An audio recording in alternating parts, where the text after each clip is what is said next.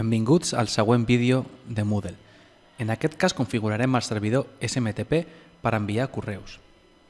Primer anem a administració del lloc, servidor i configuració del correu de sortida.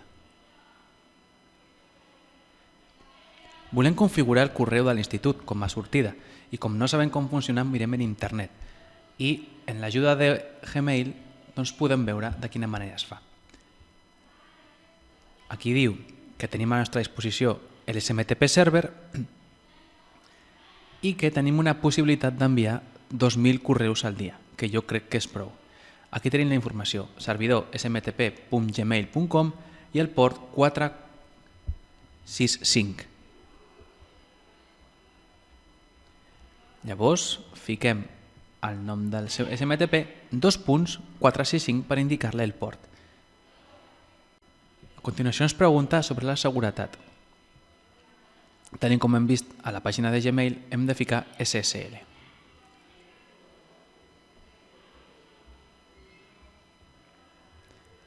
Després direm el nom de l'usuari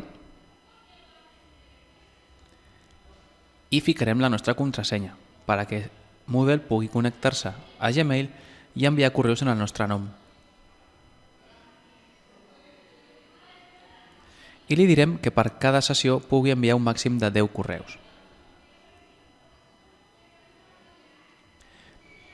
Per finalitzar, ficarem una adreça de no replay perquè la gent sàpiga que no pot contestar aquests correus, que són només d'una direcció. Una vegada està, podem guardar i abans de fer els enviaments hem d'anar a Gmail i explicar-li que ens connectarem, perquè per defecte això està tancat. Anem al compte de Google, que el podeu trobar aquí sempre a la graelleta, la primera icona, i busquem a la secció de seguretat. Aquí a l'esquerra, fem clic, i tenim l'accés d'aplicacions menys segures. Això per defecte està desconnectat, ho hem d'activar. Una vegada ja està, ja ho podríem fer. Per si de cas, en tornar, revisem que tot està correcte. Perfecte, està activat. Per tant, ja ho podem fer. Farem dues coses. Primer, crearem un usuari nou, el que teòricament seria d'enviar un correu amb la benvinguda. Anem a usuaris, afegeix un usuari nou,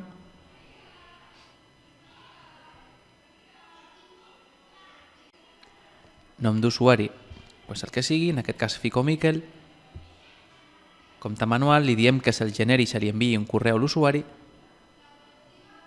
i fico nom, cognom i un correu electrònic meu de Gmail per poder rebre el missatge.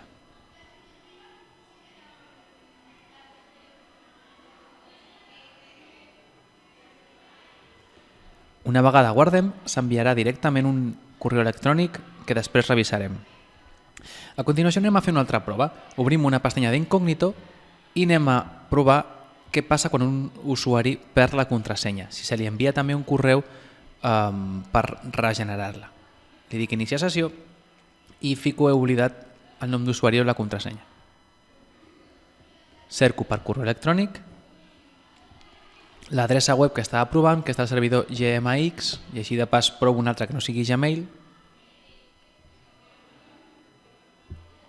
i li dic cerca i automàticament s'hauria d'enviar un correu. Comprovarem si funciona.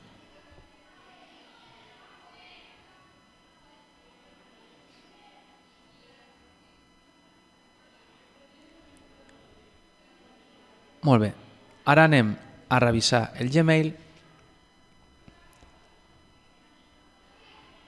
i efectivament aquí tenim un mail de Moodle amb la informació que necessitava, amb la creació d'usuari nou, usuari i contrasenya. Per tant, primera part està bé.